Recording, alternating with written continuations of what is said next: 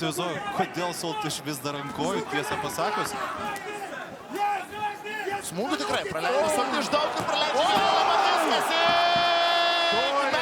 Ignas Taisonas Pauliukevičius. Ir visiškai ramus neutraliame ringo kampe dar Pauliukevičius.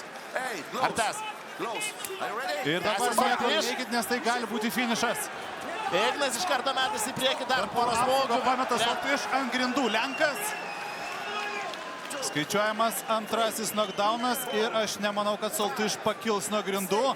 Ignas Pauliukevičius jau lipa pasisveikinti su gerbėjais ir žiūrovais. Viskas, Ignas Pauliukevičius. 4-0 Ignas Pauliukevičius tvarko reikalus pirmajame raunde, siunčia ant grindų Šimon Soltiš ir įsirašo dar vieną pergalę. Žinai, atvirai pasakysiu, po pirmojo knockdowno, kada tu suklumpi keliais į priekį, greičiausiai jau nereikėjo tęsti kovos.